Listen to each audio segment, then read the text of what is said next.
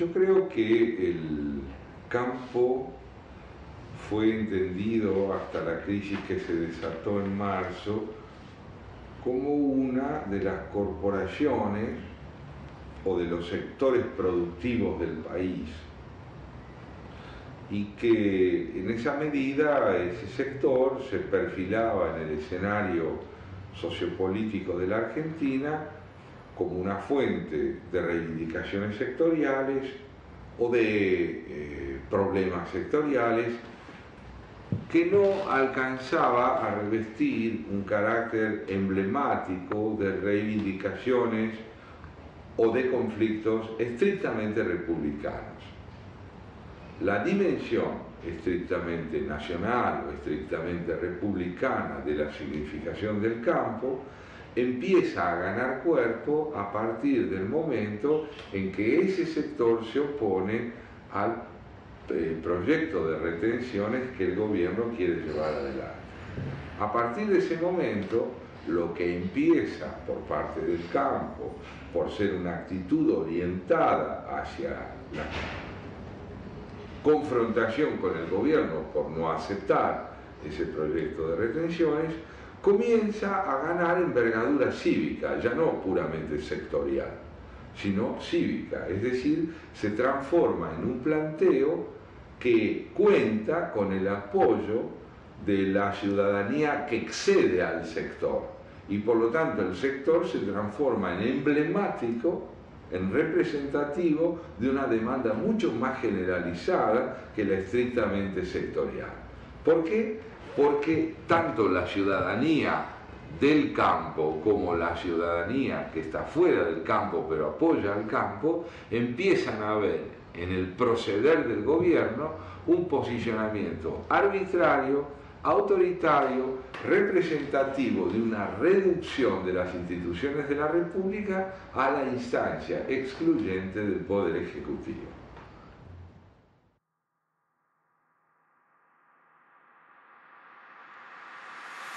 La forma en que el gobierno tramitaba el conflicto con el campo evidenciaba un corte fuertemente patológico. Patológico quiere decir que lo temperamental, lo estrictamente temperamental, jugaba un papel determinante en la manera de encarar el problema.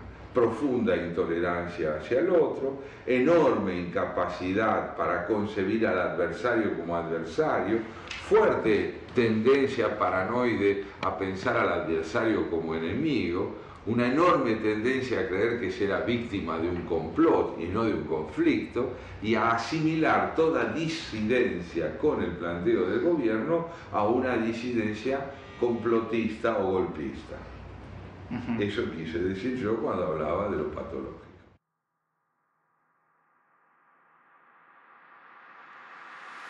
Yo creo que lo compartido por ambos sectores fue un conflicto, pero la forma, el repertorio categorial mediante el cual el gobierno caracterizó a su adversario es sintomático de una enorme intolerancia a la discrepancia que es reveladora de un posicionamiento donde lo patológico es un ingrediente a ser tenido en cuenta junto con lo económico, con lo ideológico y con lo político.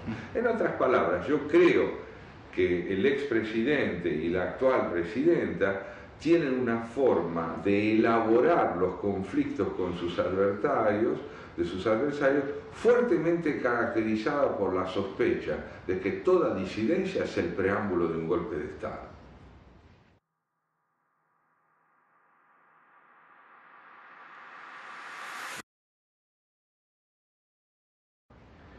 Bueno, los medios siempre privilegian el impacto de la noticia por sobre el análisis del conflicto.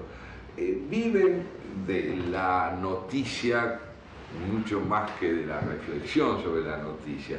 Esto puede ser discutible o no, depende de qué quiere acentuar uno. Yo creo que los diarios hicieron algo muy importante, que fue abrir un escenario polémico en torno al tema, muy rico, por la diversidad de puntos de vista, por las discrepancias entre uno y otro periódico, según fuere su orientación.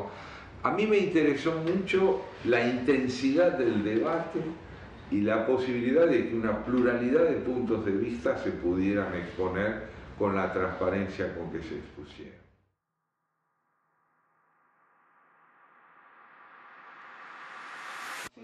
Sí, yo creo que hubo momentos a partir del segundo mes o del segundo mes y medio en que ya la monotonía del problema ponía de manifiesto un empecinamiento triunfalista por parte del gobierno en no ceder, en no dialogar, en no negociar, que terminaba por infundirle incluso al discurso de las cuatro entidades del campo una cierta previsibilidad que fue particularmente notoria en el discurso de uno de los líderes del campo, que fue De Angelis, porque De Angelis tiene un repertorio de nociones que las repitió y las repitió y las repitió, y muy pronto digamos, la perseverancia de sus planteos también se transformaron en la monotonía de sus enunciados. Pero bueno, eran las reivindicaciones que quería él que fuesen oídas y no lo eran.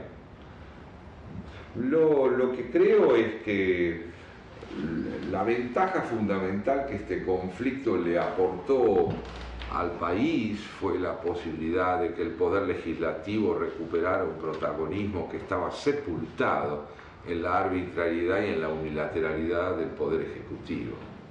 Eso me pareció muy interesante. Me pareció también sumamente interesante el que la unidad de las entidades del campo se pusiera de manifiesto por sobre sus diferencias, y la gama ideológica en ese sentido de las cuatro entidades es tan variada, porque hay gente que está situada más a la izquierda, otra está más situada a la derecha. Dentro del gobierno hubo también un sector más negociador que otro. Creo que las víctimas oficialistas de este proceso fueron muchas, entre ellas Alberto Fernández, ¿no? Creo que Alberto Fernández es un hombre que, a pesar de la forma un tanto, yo diría, servil, en que respaldaba las opiniones del gobierno con las que no coincidían, también puso de manifiesto un afán resolutivo que fue fuertemente desoído por la omnipotencia y el narcisismo, uso categorías psicopatológicas, del expresidente, que es un ejemplo acabado de inflexibilidad conceptual.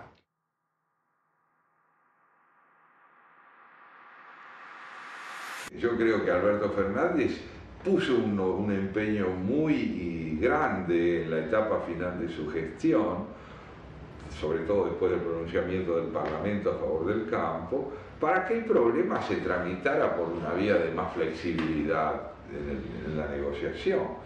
Y no fue oído, no fue oído y se fue. Si Alberto Fernández hubiese creído que era posible que el gobierno cambiara, se hubiese quedado. Y creo, lo escribí el otro día en mi última columna en La Nación.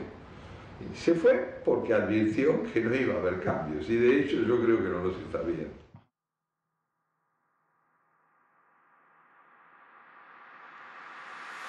Desde el punto de vista estrictamente partidario, yo diría que hay opositores más que oposición. Por ejemplo, la coalición cívica me parece una fuerza opositora, el PRO me parece una fuerza opositora. Creo que en la izquierda hay sectores opositores que son interesantes, pero no me parece que haya todavía una oposición lo suficientemente orgánica. De todas maneras, una de las cosas que logró el campo en la reivindicación de sus derechos frente a la intransigencia del gobierno fue que se desarticulara el oficialismo. Creo que tanto en la Cámara de Diputados como en la Cámara de Senadores el oficialismo perdió hegemonía y perdió mayoría. Y la desunión de la oposición no le garantizará en las legislativas del año 9 el triunfo que esa oposición en conjunto necesita para ser protagónica en la disputa electoral del poder en el año 11.